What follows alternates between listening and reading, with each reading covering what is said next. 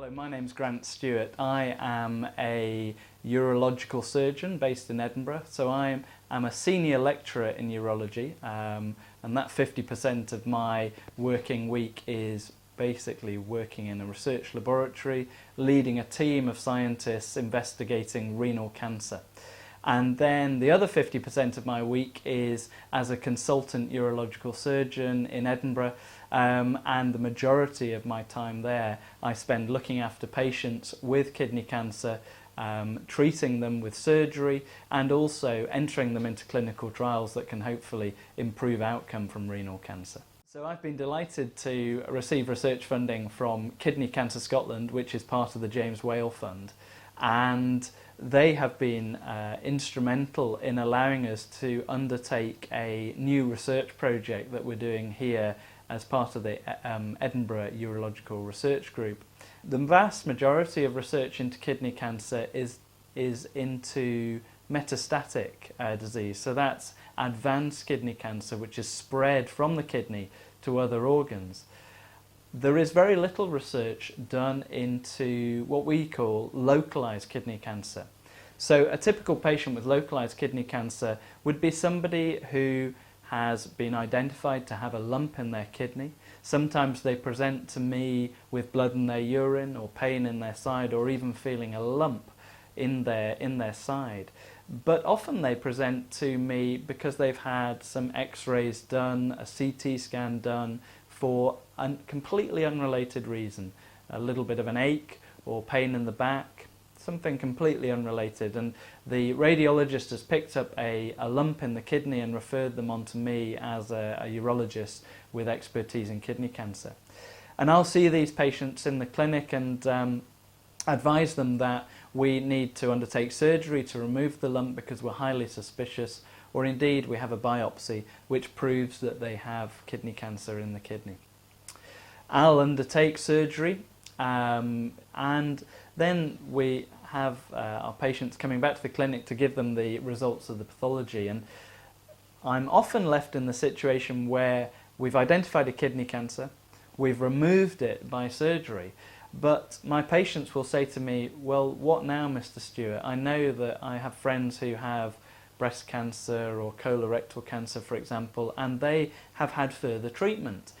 You say you've removed it all, but what happens next? Well, at the moment there aren't any treatments for people who have had kidney cancer that's confined to the kidney,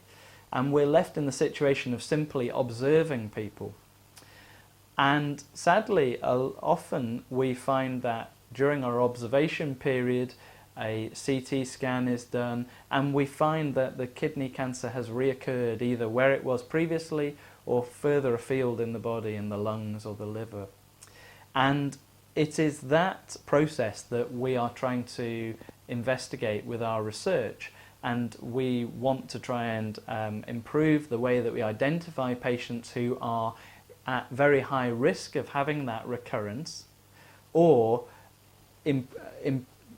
starting treatments that could prevent that recurrence from taking place. So the money that we have been lucky enough to get from the Kidney Cancer Scotland is going to be used to start a new project looking at patients with localized kidney cancer. And what I want to be able to do is say to patients that come to the clinic, okay, we've removed your kidney and we think that we have cured you of this disease. However, there is a chance it will come back, and in you, the chance of that coming back is X%. And if we think that this is a very high chance of it reoccurring, then I would like to be in the position to say to patients,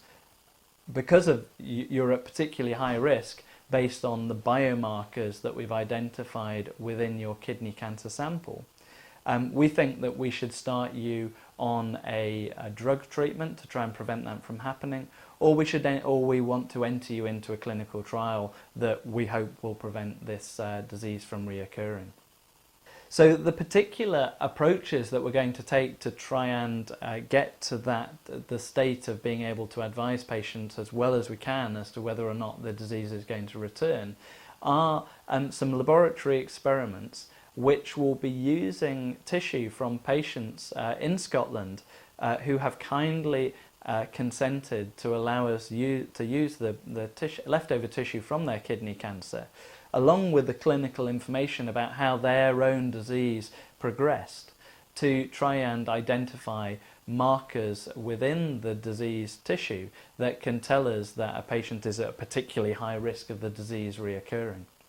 So in essence, we're trying to develop what are often called biomarkers, or molecules in the tissue that can guide us as to whether or not someone has a particularly aggressive cancer or not. Often we need not just one biomarker, but a signature of several biomarkers which we can combine together, potentially with some of the clinical characteristics we have on a patient. So for example,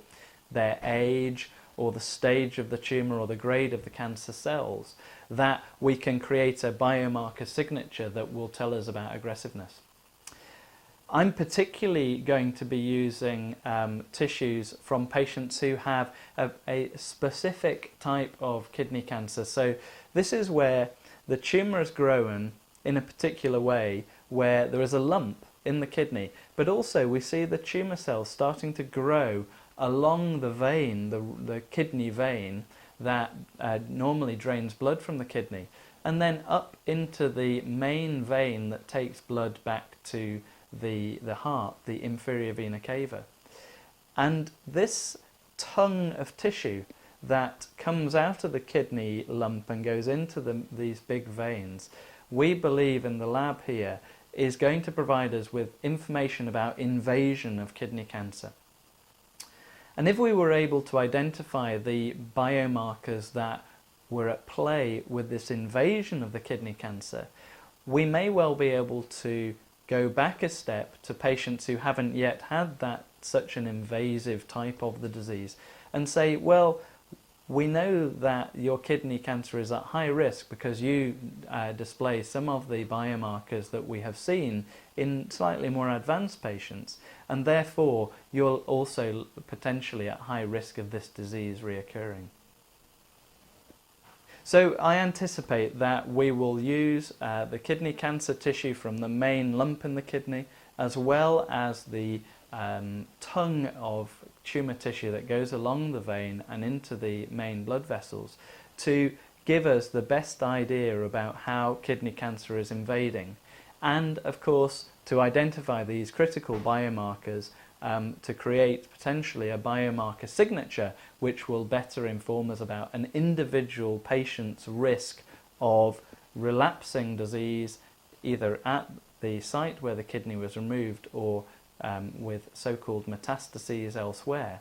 And if we're able better to assign a risk to an individual patient of their chances of recurrence, we're going to be in a much better position to then enter individual patients into clinical trials of new drugs that can hopefully help eradicate any tumour cells that have escaped from the cancer that we can't see on our scans, and therefore prevent them from causing these lethal recurrences. So I hope that in the future, by using this approach, that we will be able to reduce the high proportion of patients who develop recurrent kidney cancer. So currently, around about 70 to 80% of patients with kidney cancer present to us with the localized form of the disease, where the disease is just within the kidney. Sadly, despite very good surgery, around about 30 to 40% of these patients who are initially diagnosed with localized kidney cancer will come back to us at some time over the next years with recurrence of the disease. And it's that figure that we hope we will be able to reduce by research like this funded by Kidney Cancer Scotland, to identify biomarkers of recurrence, and then of course to use those with new clinical trials that can hopefully identify appropriate drugs that will improve treatment for patients with localized kidney cancer. So we are extremely grateful to the support of the donors to Kidney Cancer Scotland and the James Whale Fund, because without your help we wouldn't be able to do this research.